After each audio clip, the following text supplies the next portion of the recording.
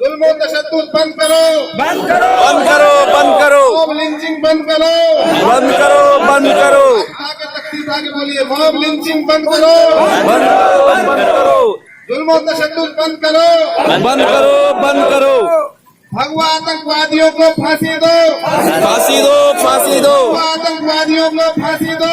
फांसी दो, फांसी दो। मुल्क में ये कई साल से हो रहा है।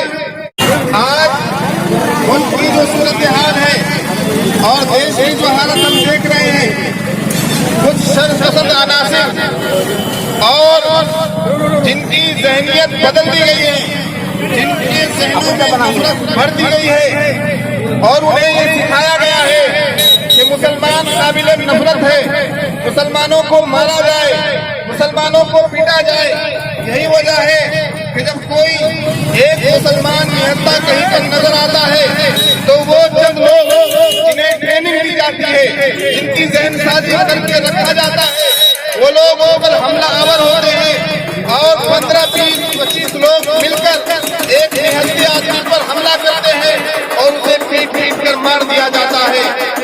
आपको यकीन नहीं होगा कि चंद सालों के अंदर, इन चंद वर्षों के अंदर इस मुल्क में 150 से ज्यादा मुसलमानों को पीट पीट कर मार दिया गया। अभी कुछ दिन पहले झारखंड में तबरेज अंसारी को मारा गया और इसी सप्ताह की बात है कि दिल्ली में पुरानी दिल्ली रेलवे स्टेशन के पास कारी उवैस नामक एक हाफिज कुरान को भीड़ तंत्र ने पीट पीट कर मौत के घाट उतार दिया। मुसलमानों, इसके बाद भी अगर हम इंसाफ की आवाज बुलंद न करें, जुल्म के खिलाफ अपनी आवाज न उठाएं, तो ये हमारी बुजदिली नहीं तो और क्या है। आज वक्त वो है कि जब तक हम इंसाफ की सदा बुलंद नहीं करेंगे, जुल्म के खिलाफ अपनी आवाज नहीं उठाएंगे, उस वक्त तक हमें इंसाफ नहीं मिलने वाला।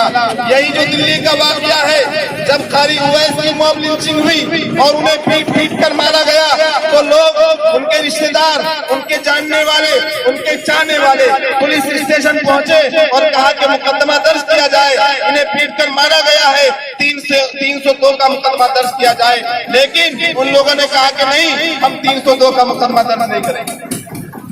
आप लोगों में से कुछ लोग सोचते होंगे कि ये लोग, चंद लोग भीड़ इकट्ठी करके आ गए और इन्होंने विरोध प्रदर्शन कर दिया, इस तरह तख्तियां हाथ में उठाकर मुजाहिरा कर दिया, इसका क्या फायदा है?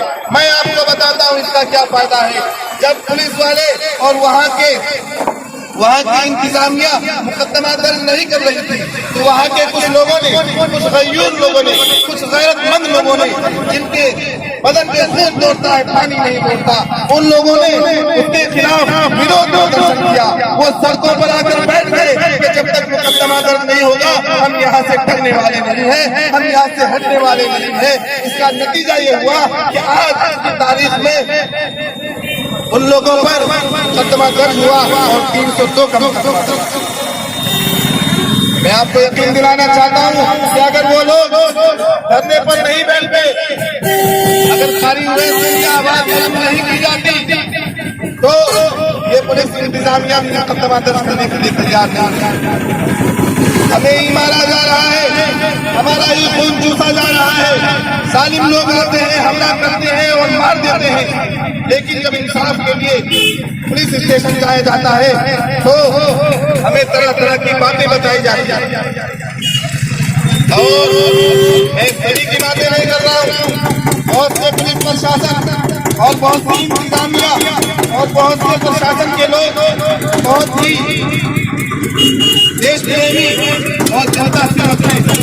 हम उन्हें तस्लीम करते हुए उन लोगों से कहना चाहते हैं कि जो इस जुल्म का साथ दे रहे हैं, जो इस जुल्म के खिलाफ कार्रवाई करने के बजाय जालिमों से